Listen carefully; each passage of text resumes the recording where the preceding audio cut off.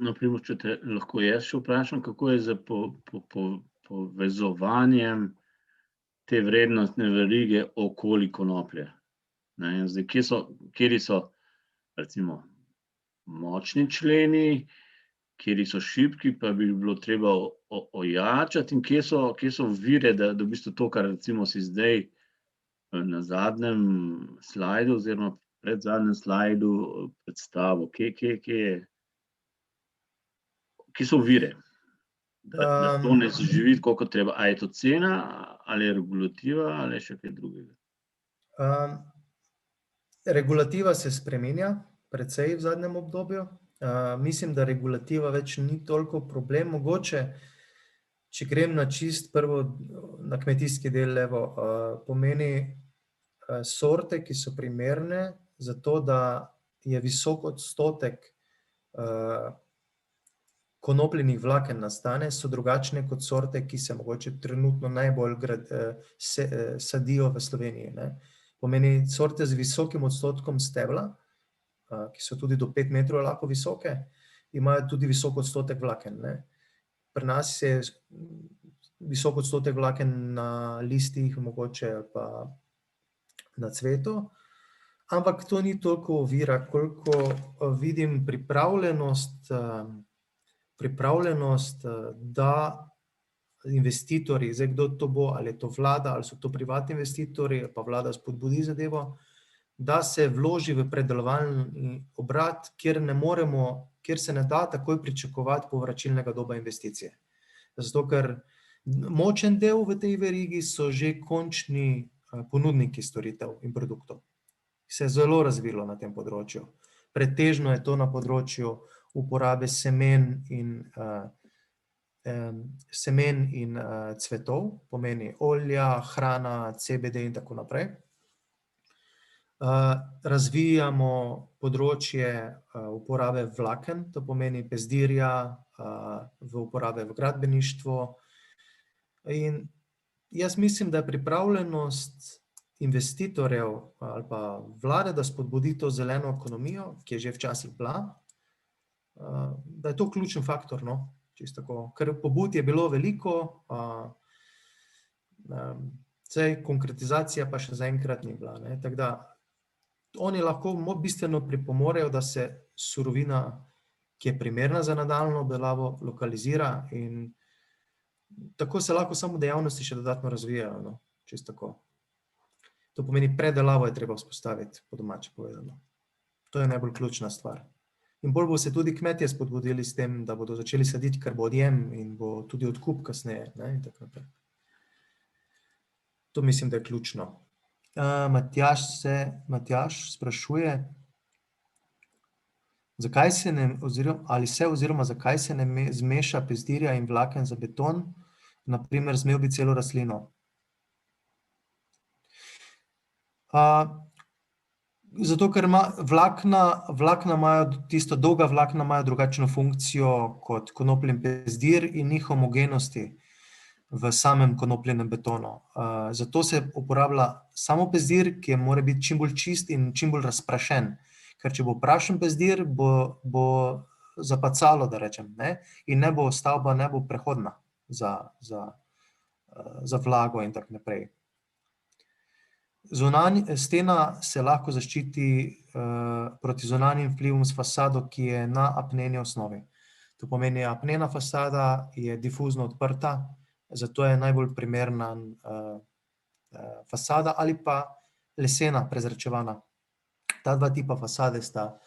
Lahko je tudi na mineralni osnovi, ampak nikoli pa ne na kakšni silikonski, ki se uporablja za te moderne stavbe dosti, no. Ker s tem preprečujemo prehod vodne pare, precej. Čeprav dostikrat piše, da pač imajo neko prevodnost vodne pare, ampak enostavno ne gre skupaj, no, konceptno, tehnično.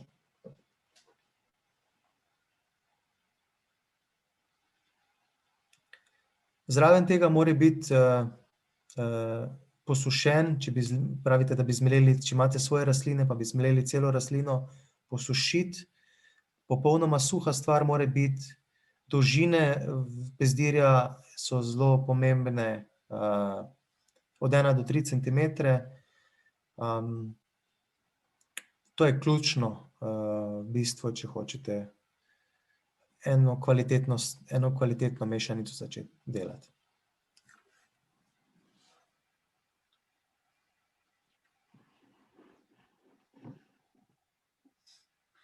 Janez, če te izzovem, ali si imel ti že kakšno pobudo ali pa ambicijo? Pri talnem gretju? Kako? Pri talnem gretju lahko Pardon, ja. delamo. Hvala, Janez. Kakšno sestavo pri talnem gretju?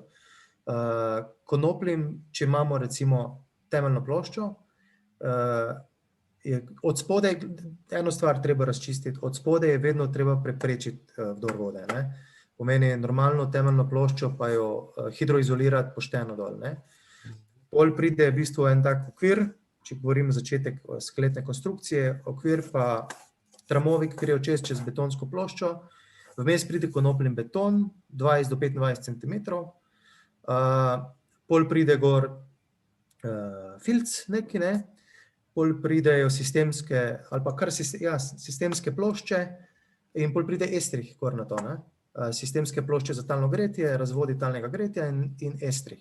Okrog se seveda tudi s filcem seveda loči, ne, dilatira se zadeva in to je to. Nič posebnega, no. Izolira se od spodaj z konopljim betonom, ne. 20 do 25 centimetrov. Ja, tako je.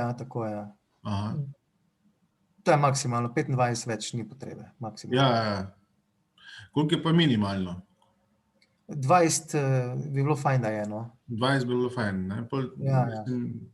Tukaj vidim mogoče majčkeno težavo, da dobimo kar, bom rekel, vem.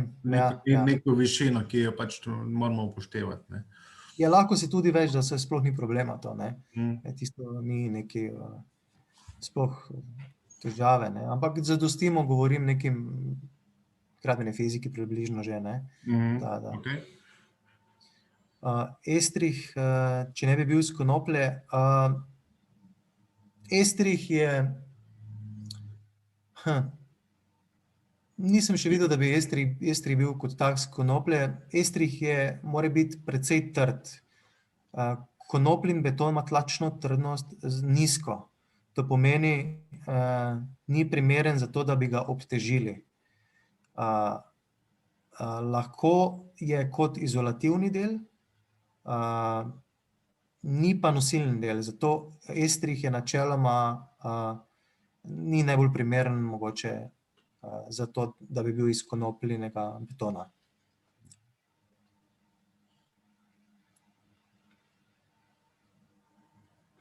Vlado me je hotel prej izzvati.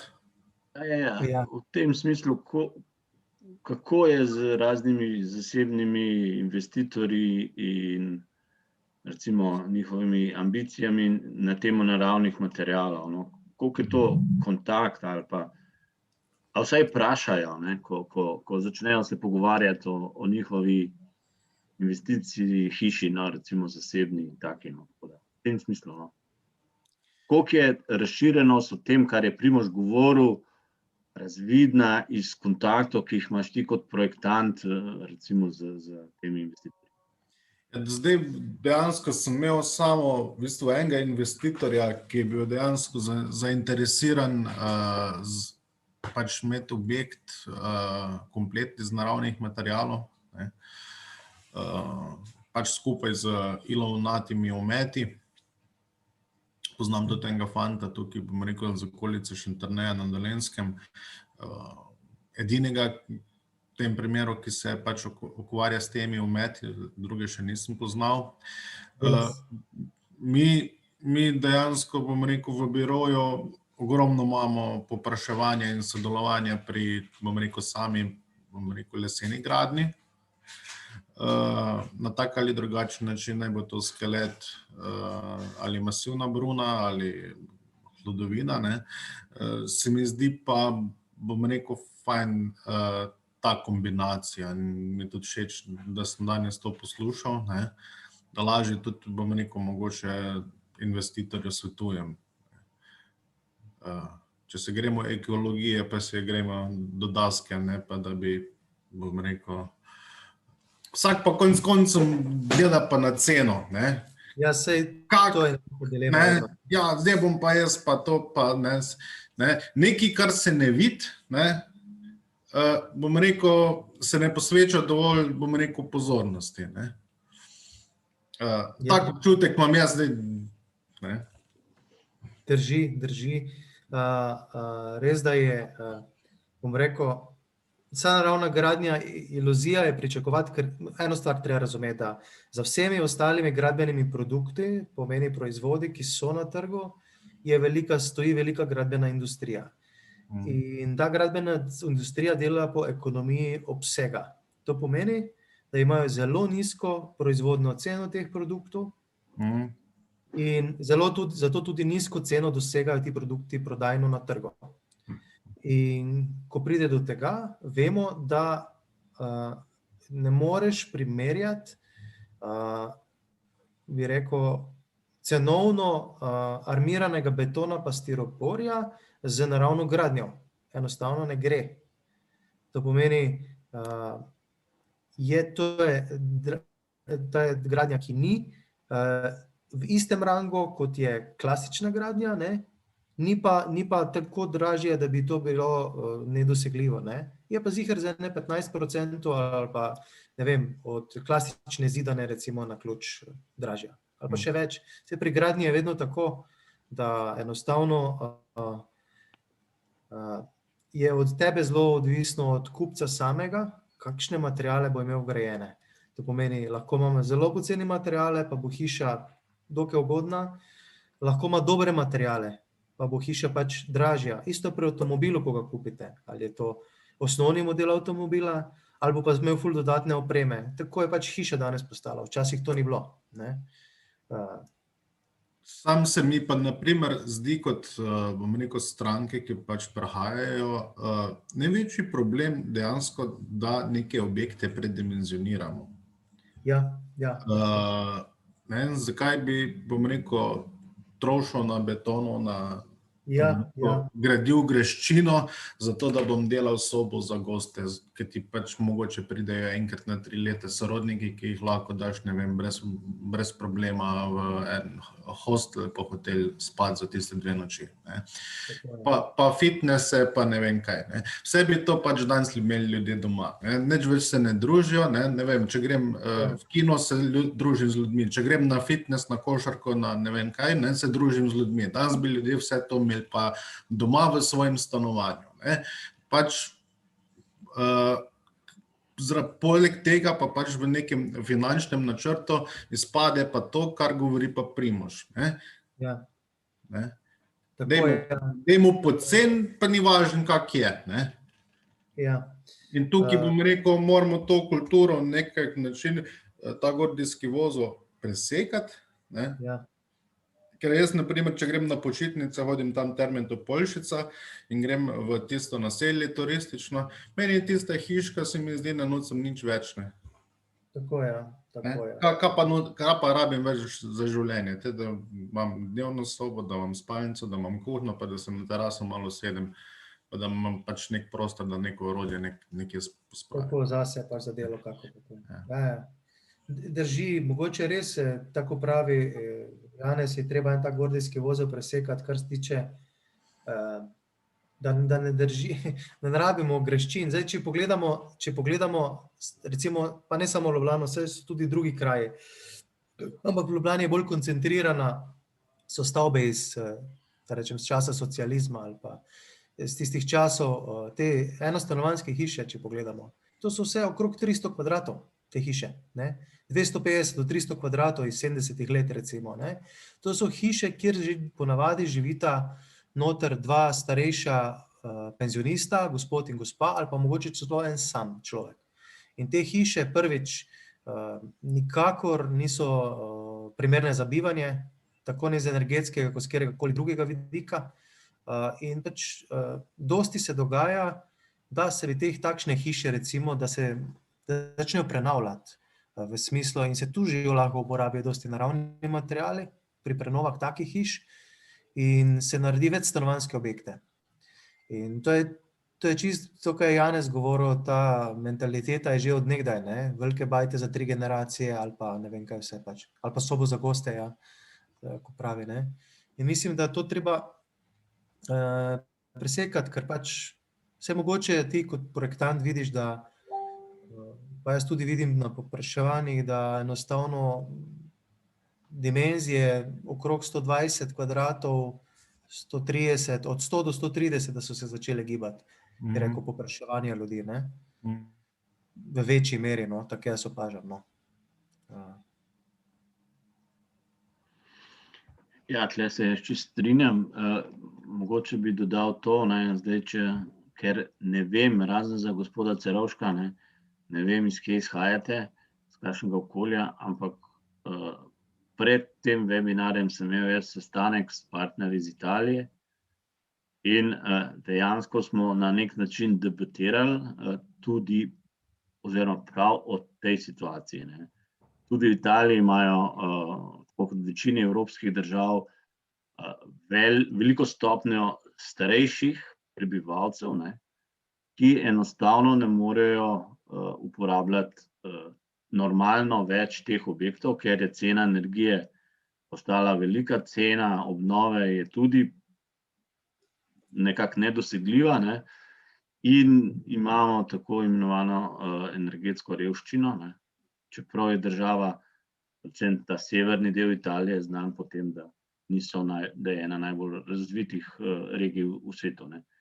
No, in v zvezi s tem pripravljamo prijavo na evropske razpise v okviru Obzorja Evropa, ne.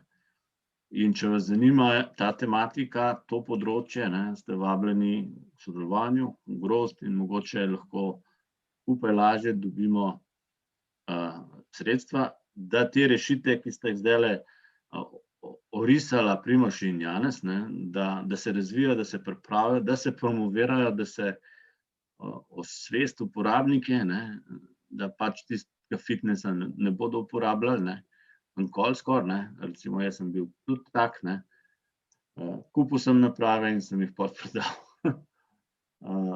In tudi sobo za goste sem imel, pa ima zdaj nek drug namen. Tako da vsi smo nekako po eni inerciji take stvari delali in mislim, da je to popolnoma nepotrebno. Seveda pa vsak projektant ve, ne, takoj, ko sta 2 etaži, je to nekaj drugega, kot če je to 1 etaža, ne, kar se tiče cene in take stvari, tako da kaj lahko na parceli, ki jo imaš, narediš, takoj moraš iti v 2 etaže in to podržiš za toliko in toliko in tako naprej. Mogoče teh 120 kvadratov pa imaš lahko na eni etaži in je potem cena sorazmerno lahko tudi manjša. Pa rešitve naravne, ne, uporaba naravnih materialov, nature-based solution, kot Evropska komisija v svojih politikah predvideva, da se naj bi razširila. Mislim, da je 5. grozd razpisov je bioekonomija in gradnja, ne, krožno gospodarstvo, tako da to dvoje je zelo povezano. In pri obnovi objektov in pri krožnem gospodarstvu v povezavi z obnovo objektov in gradbeništvom govori tudi o tem, kar smo zdajle govorili. Reduce functional space, čisto enostavno, ne.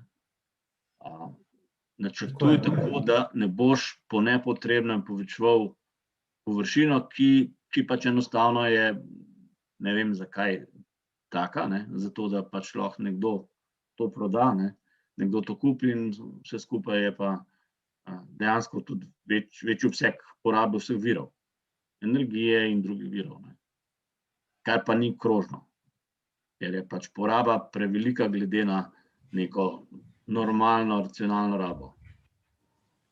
Seveda to ne pomeni, da bomo šli zdaj na nivo minimalnih hišk, ne, ampak mislim, da je tule treba čim več tudi, kako bi rekel, zdrave inženirske pameti ali celo starih principov, ki so bili v uporabi na raznih lokacijah, v raznih regijah po Evropi, ponovno oživeti, recimo, ne. To je nekaj, ne, kar mislim, da je aktualno, tako kot je Primož rekel za konopljo, ne, saj je bila tu, ne.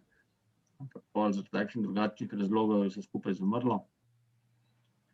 In ta povezanost verige okoli konoplje, mislim, da je eno od področij, kjer bi bilo potrebno vložiti nek napor, da se to poveže, ne?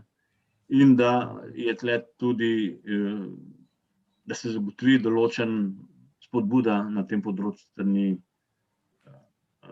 ministrstva, ne? Strani vlade na nek način. Če govorimo o zeleni tranziciji, kaj pa govorimo? Mogoče še jaz, bom rekel, eno besedo bi samo dodal, ko smo glih, bom rekel, pri teh rastlincah pa hišah, ne, bom rekel, kar paše zraven, ne. Okrog hiše si posadimo en kup pač nekih grmičkov, ne bojo stropeni, nestropeni, ne, otroke hranimo pa pol z borovnicami, pa malinami, pa ne vem čemu, pač, ne vem, iz Lidla, ne. Tudi, bom rekel, to je pomemben dejavnik, ne. Marsikdo me vpraša, ja, kaj bi pa posadil, kako bi pa zazelenil, kako bi pa naredil bariero, ne. Naredi tako, da pač boš od tistega nekaj imel, ne. Toliko. Ja, ne. Dobro Tudi kakšen grozd ne škodi, ne. Tudi. Ja, ne. Dobro, zdaj še ostali udeleženci, ali ima kdo kakšno vprašanje, kakšno misel? Izvolite, odprite mikrofon in vprašajte. Prosim, delite svoje mnenja, izrazite s tem moje mnenja.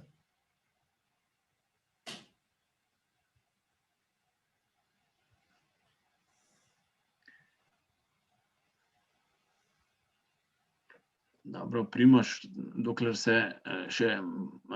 čakamo, da se bo kdo opogumil, a mi lahko mogočeš, da jaz naprej delim zaslon? Moraš končati delitev.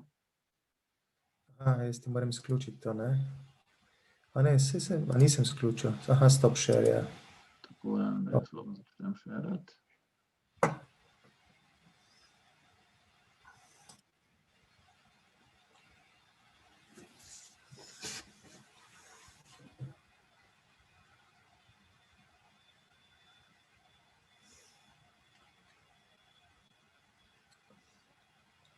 Kar na dan z besedo, če še ima kdo kakšno vprašanje, ali pa če mogoče svoj pogled želi deliti. Bomo hvaležni, če lahko dobimo kakšen feedback z vaše strani.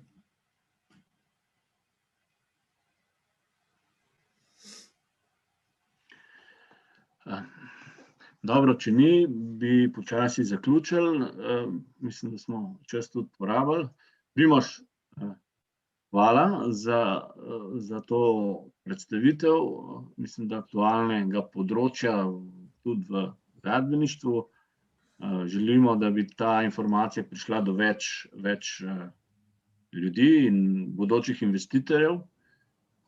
Kot rečeno, predavanje smo posneli, bomo naredili povezave oziroma tisti, ki jih bo to zanimalo, lahko dobite povezave do teh videov, da mogoče kasneje še enkrat pogledate ali pa posredujete nekomu, ki mislite, da bi ga lahko to zanimalo. Torej, hvala. Hvala vsem udeležencev. Še par besed o našem naslednjem webinarju. Tega bomo pa naredili v okviru mednarodnega grozda za krožno gradbeništvo, ki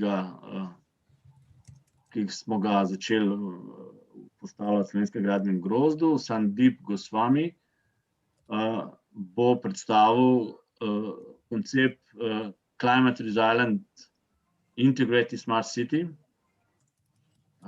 Na nek način kombinacija znanj s področja opazovanja okolja, narave, vremena in trendov v zvezi s tem, klimatskih sprememb in kako to vpliva na načrtovanje mest in stavb. To bo 26. marca ob istem času kot danes.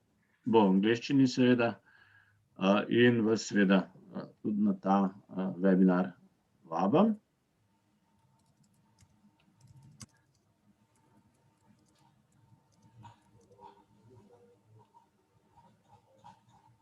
In vas tudi vabim, da nas sledite na naših socialnih omrežjih, kjer tudi zveste, kaj delamo, kaj počnemo.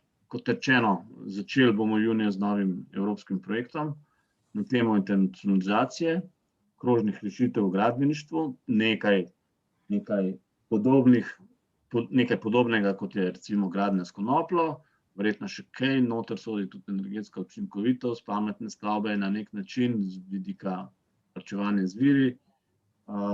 Možnost bo za usposabljanje na temo internacionalizacije, generalno.